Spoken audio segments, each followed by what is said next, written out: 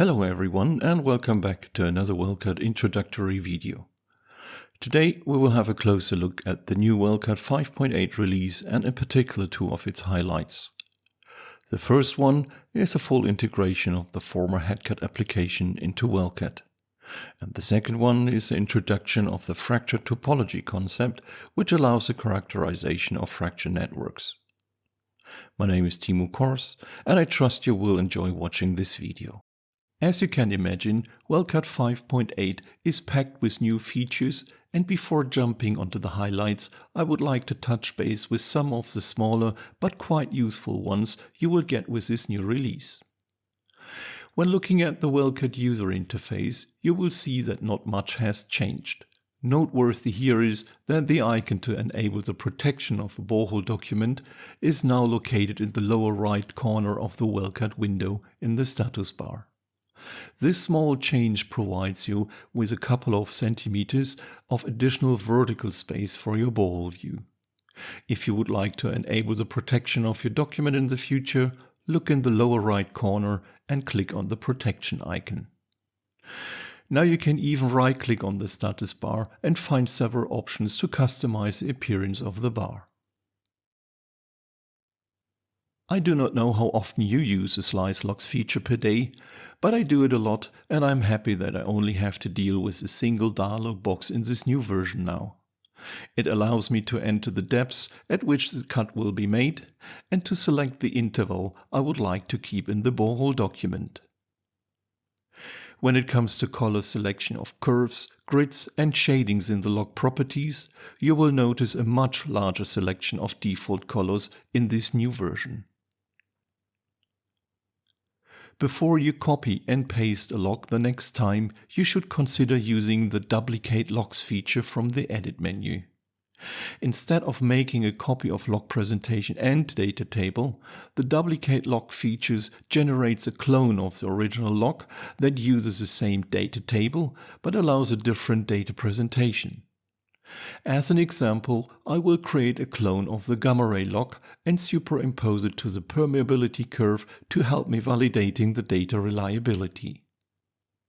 Both logs share the same data but allow different data presentations. Next, I would like to compare the fluid volumes in the permeable zones shown in the top and bottom of the plot. WellCAD 5.8 offers a new diagram type that has been added to the chart log. I'm going to add a new chart log for pie diagrams from the Edit menu. Make use of the document layout bar to position my new log. Use the log's properties to define the data source, in this case the fluid volumes, and click and drag to insert a pie chart per zone. If you already have a log defining different zones, you can use the Fill option from the right-click menu.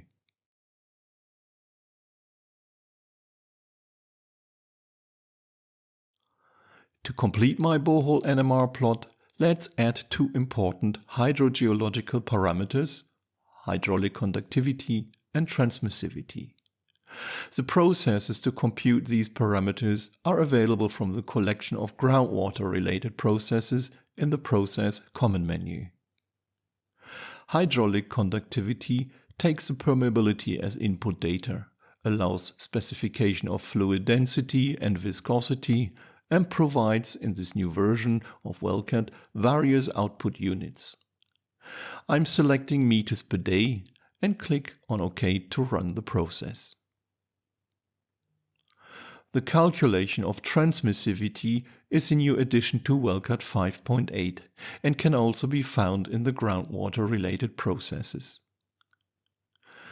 Starting from the hydraulic conductivity data, the transmissivity can be calculated from top to bottom or bottom to top for the entire well or a specific zone only.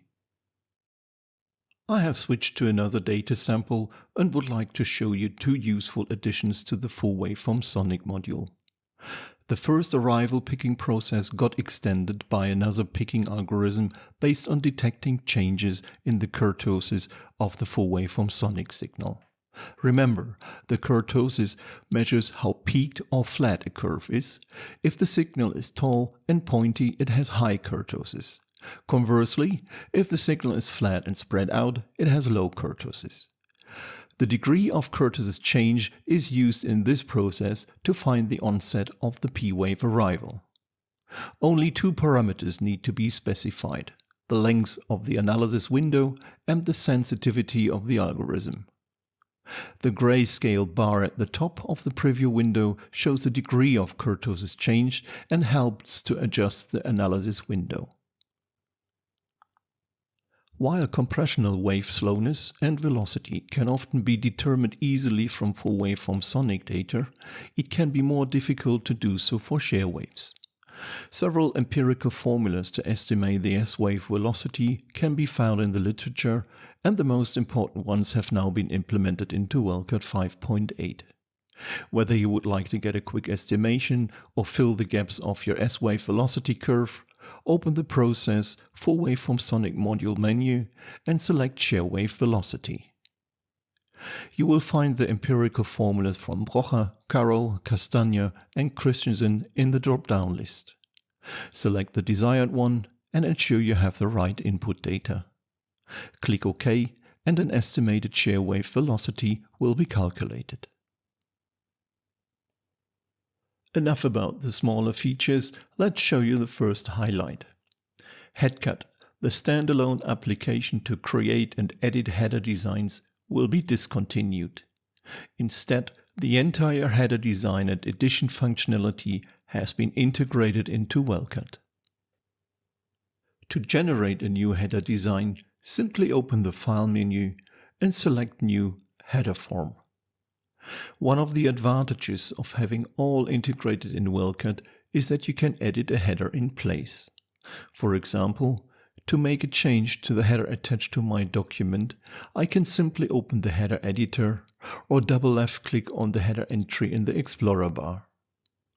Click on the Design Mode icon and you will have access to the header design objects.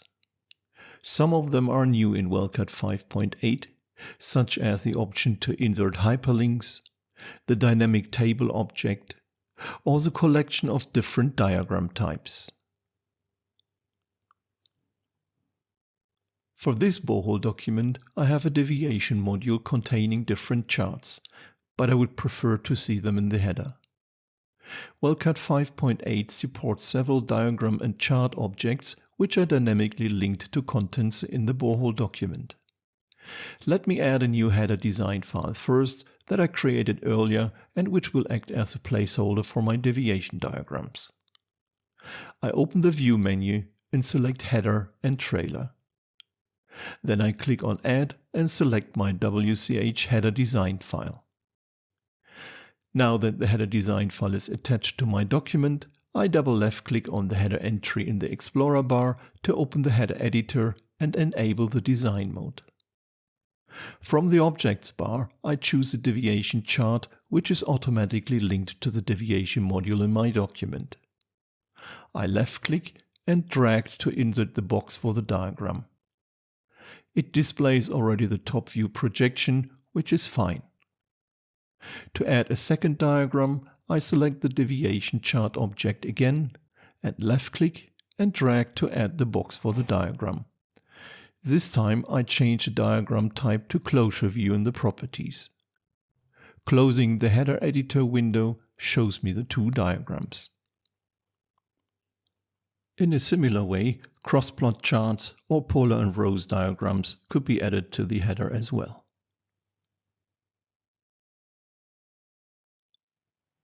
For the second highlight, which is a fracture topology, we need a bit of theoretical background.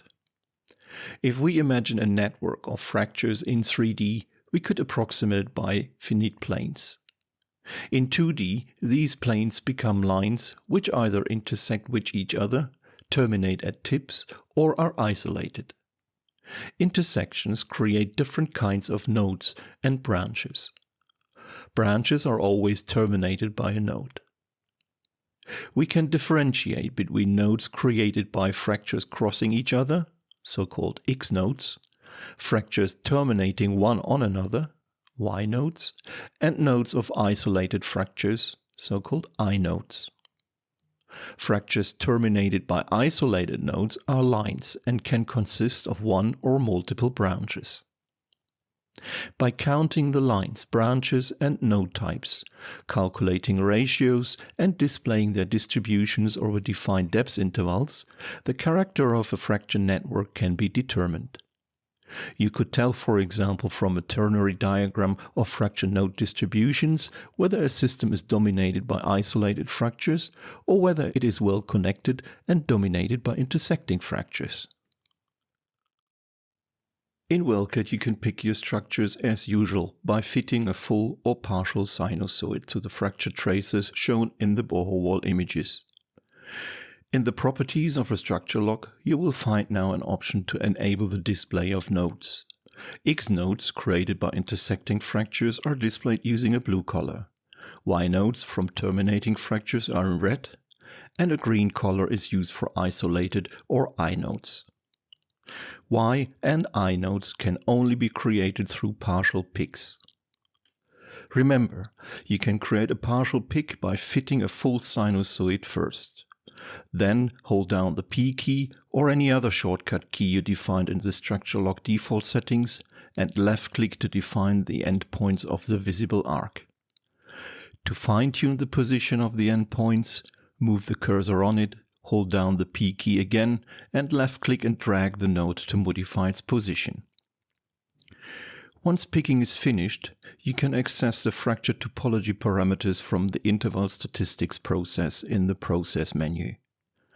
Values like the distribution of node types, the ratio of branch counts to line counts, and other parameters describing the topology of a fracture network can be selected as output and added to an interpretation plot.